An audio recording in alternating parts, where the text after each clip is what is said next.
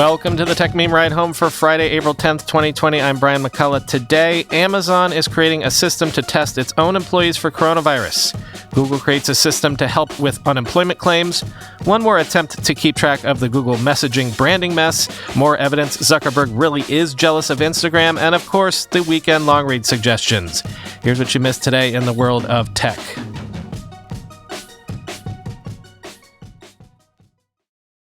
This literally just broke, but it is potentially so huge. Let me just quote real quick from the Washington Post. Apple and Google unveiled an ambitious effort Friday to help combat coronavirus, introducing new tools that could soon allow owners of smartphones to know if they have crossed paths with someone infected with the disease. The changes the two companies will make to iPhone and Android devices could inject valuable new technological support for contact tracing, a strategy public health officials say is essential to allowing people to return to work and normal life while containing the spread of the pandemic. Apple and Google are hoping to harness Bluetooth, the technology typically used to connect wireless speakers and keyboards, to allow iPhones and Android devices to communicate with one another. Public health officials soon will gain greater ability to create apps that would sense other devices nearby.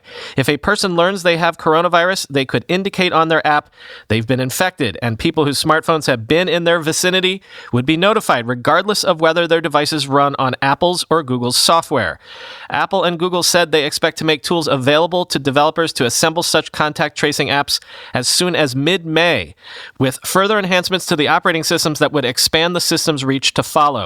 The company said the technology would not track a user's specific location or reveal an infected person's identity to the tech giants or to governments worldwide, end quote. If you've been listening to the Coronavirus Morning Report podcast, then you've heard me go on and on ad nauseum about the need for a contact tracing system to enable all of us to get back to work. And I've said there, and I said on This Week in Tech last weekend, we do all have smartphones in our pockets. It would kind of be silly not to take advantage of the technology that modern life has gifted us to do something like this. The fact that Google and Apple have collaborated on this is kind of insane for our purposes, where we usually cover the tech horse race. But frankly, this is what needed to happen. Google and Apple are obviously the owners of the biggest platforms in the world, so I'm super stoked by the potential of all of this.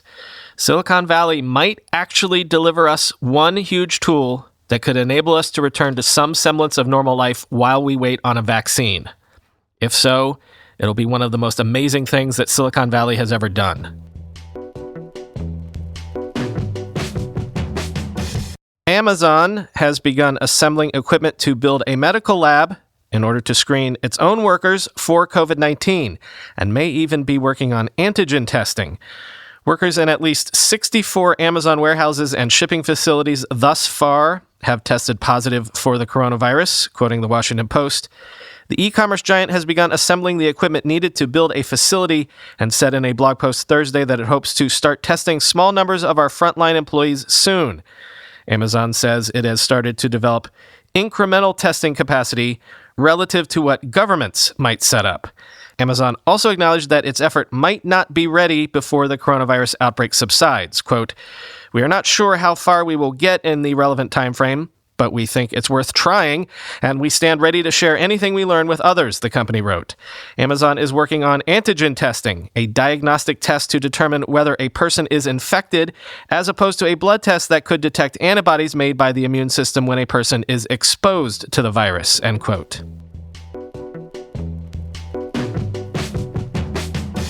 And if Amazon can keep its operations running smoothly, a vital prerequisite for which would be, of course, ensuring the health of its workers, an analyst at Bank of America thinks that Amazon stands to emerge from the pandemic period stronger than many of its competitors, with as much as an additional $4 billion a year in revenue alone.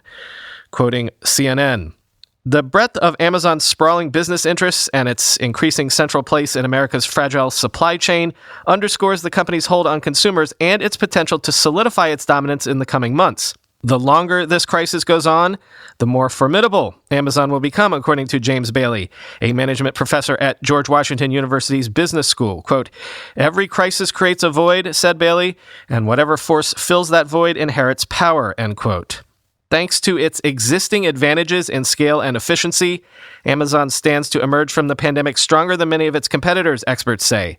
In light of the pandemic, Amazon could pull in as much as an additional $4 billion in revenue this year, though added costs of managing the pandemic may cut into Amazon's profits, said Bank of America in an investor note last week, end quote. And remember what I said yesterday about COBOL and the sclerotic state of especially government unemployment systems in this time of crisis? Well, Google has created an application portal to help New York State with its recent surge of unemployment filings and says it is willing to bring a similar service to more states. Quote, since the COVID-19 pandemic began, the New York State Department of Labor's unemployment insurance filing system has faced an unprecedented increase in volume, with peak weeks seeing a 16,000% increase in phone calls and a 1,600% increase in web traffic compared to a typical week, the New York Department of Labor said in a press release on Thursday.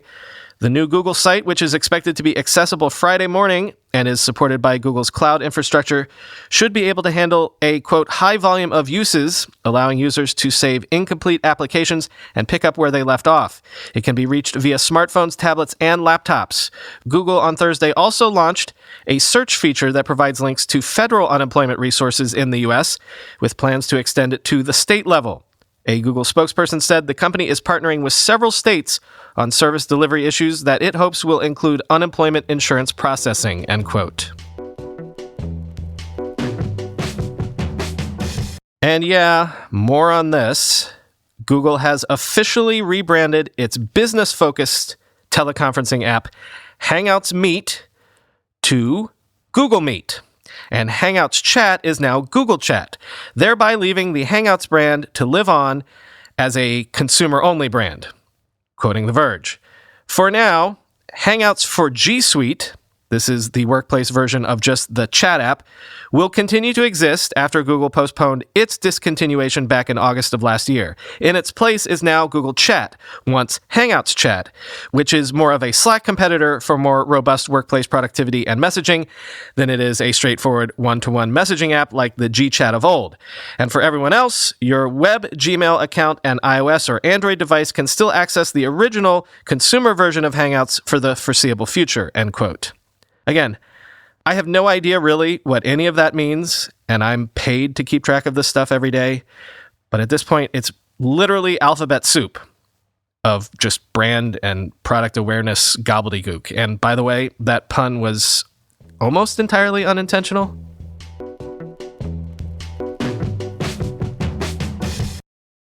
Instagram is rolling out access to DMs on the web to everyone globally after testing this new feature since January, quoting The Verge.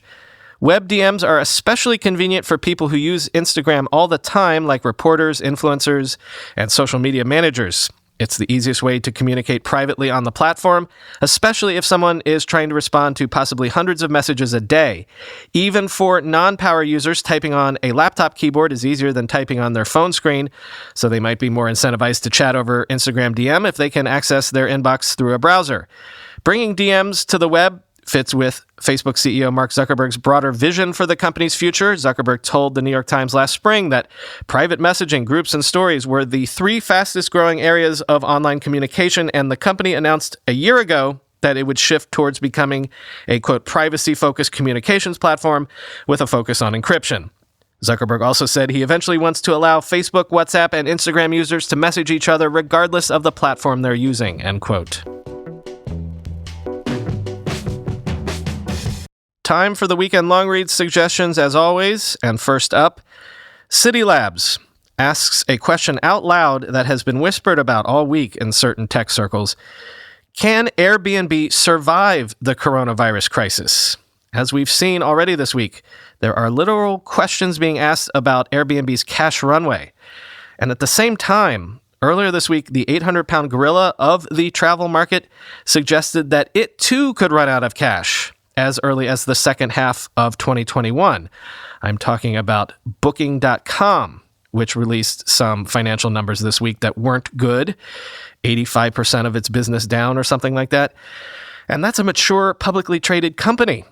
Well, CityLab looks at the Airbnb situation from all angles, and yes, we are seeing Airbnb hosts returning their properties to the long-term rental market because they have to, make long-term mortgage payments and the like.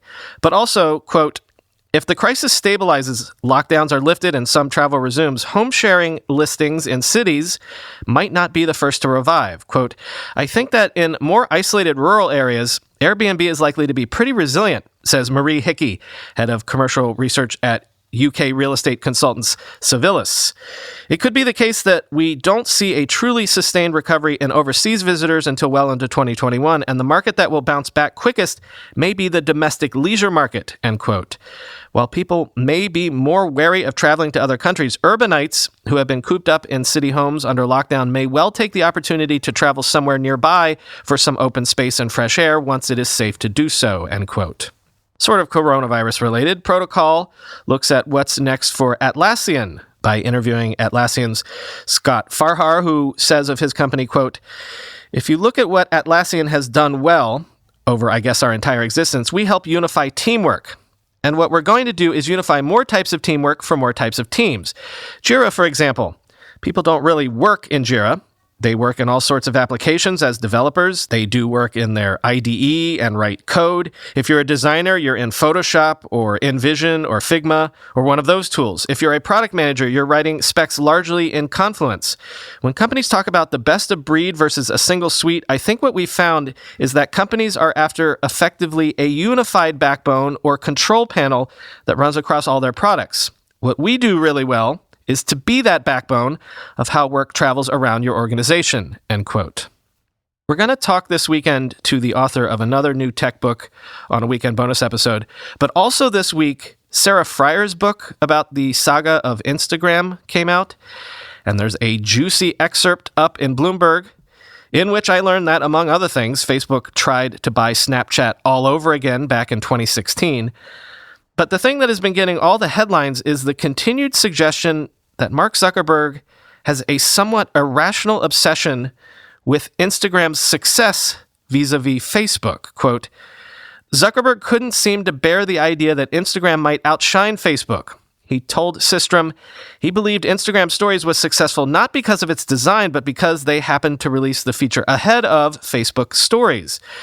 Facebook had helped Instagram long enough, he decided. In 2018, Instagram would have to start giving back. Instagram's users barely noticed Zuckerberg's first change. He ordered Systrom to build a prominent link within the Instagram app that would send his users to Facebook. Around the same time, he had his own engineers remove the prominent link to Instagram on Facebook's site. Zuckerberg's willingness to expand Instagram's team had waned as well. He balked at additional engineers to facilitate the release of IGTV, even though Instagram was on track to hit 1 billion users and $10 billion in revenue that year. He allowed Systrom and Krieger to hire 93 more employees, bringing their headcount to around 800, still far short of what they felt they needed. Instagram's co-founders were shocked. Zuckerberg granted Oculus, which was losing money, more than 600 new employees. Krieger dug up the numbers and learned that Facebook, which hired 8,000 people in 2018, had 6 times as many employees as Instagram when it added its billionth user. As Instagram reached 1 billion users, Zuckerberg directed Javier Olivan, Facebook's head of growth, to draw up a list of all the ways Instagram was supported by the Facebook app. Then he ordered the supporting tools turned off. Instagram would no longer be promoted in Facebook's news feed. Sure enough, Instagram's growth slowed to a halt, end quote. All of that is really bizarre. As Turner Novak said on Twitter, all of that runs counter to the whole notion that a lot of us had that Facebook would really just end up being a social media holding company of a lot of constituent parts, as opposed to Facebook and a bunch of other satellite sites. Vice asks the historical question of if the notorious R-rated video game Leisure Suit Larry from the 1980s might have been at least indirectly responsible for blazing the path of early banking cyber attacks. Quote, Larry's virus spread to executable files on hard and floppy disks. Each time an infected file was run, it would increase in size. Then on Friday the 13th, the virus would delete infected files, rendering affected applications, if not the entire computer and network, inoperable. Friday the 13th, also known as the Jerusalem virus, is probably the most common of all viruses, a Virus Bulletin reporter wrote in 1989. I've even seen it active on a Dutch hospital database. Nurses used to play an infected copy of Leisure Suit Larry on the patient status registration system, a potentially lethal scenario, end quote. Pirated copies of Larry were found at Edwards Air Force Base and the University of Oldenburg in Germany, and in the personal files of media theorist Friedrich Kittler were infected, end quote. I'm bringing this up because my memory is hazy on this 30 years later, but I know for a dead certainty that we for sure had bootleg copies of Leisure Suit Larry on my home computer when I was a kid. And I do remember a virus crashing our IBM PS2 Model 25 so badly around this time that we had to reinstall literally everything. Wired UK provocatively asks if Apple might have finally bitten off more than it can chew. Quote, Apple's push into new services takes the firm outside its core area of excellence, which is premium hardware. In each new market, it faces tough, established, and well-resourced competitors, which means Cook and Company have little chance of repeating the usual Apple trick of waiting until the time is right to perfect the product that is already out there, and doing it so well, it instantly destroys the competition, end quote. And Ben Thompson does what Ben Thompson does best, analyzing, in light of that, the whole Apple letting Amazon sell via its App Store without paying the usual App Store tax. And he does so with his usual aplomb. In short, Ben says, this is all about making common cause against a common enemy in these new markets, like entertainment and services, that both Amazon and Apple want to own. Quote, this is the most compelling lens with which to view Apple and Amazon's recent partnerships. Both, given their desire to be a platform for over-the-top services, are on the same side when it comes to a potential Netflix-dominated future. Neither want that to happen. Netflix dominating means that shows are sold directly to Netflix. Channels are pointless. Apple and Amazon both, though, want channels to exist, if only so that they can sell subscriptions to them. This, by extension, is a reason why Amazon might be willing to strengthen Apple's platform even as it competes with Amazon's. It would also be a reason for a further quid pro quo, Apple offering access to its shows on Amazon's devices. This remains to be seen. Ultimately, though, I favor Netflix in the long run. Apple and Amazon's strategy both entail replacing MVPDs with a streaming alternative that preserves the existing value chain. Value chain transformation, though, inexorably alters the point of integration within the value chain. It seems safer to bet on the company that is predicated on a completely altered future than those hoping for mere substitutes, end quote. That's all for this week, although we do have a weekend bonus episode on Saturday, tomorrow, with the great Alex Kantrowitz talking about his new book, Always Day One, where he, as I described it, puts the 5 big tech companies on the couch like a psychiatrist might and teases out how and why they do what they do. Understanding their philosophies for success, yes, but also understanding their personalities and cultures, if you will. So enjoy that. Also, for next week, are there any startups, companies out there that are hiring right now? If so, get in touch at podcast@techmeme.com and send me a list of your open positions. Because all next week, if we can, I'd like to do some classifieds at the end of shows devoted exclusively to job openings in tech. I won't charge for these unless you're super huge, like Microsoft or somebody like that. I might still charge. But anyone that has an opening for a dev job or any job really at a startup anywhere in the country, just send it over and I'll try to share the details at the end of shows. Anyway, as I said, if you have them, send them over and talk to y'all on Monday.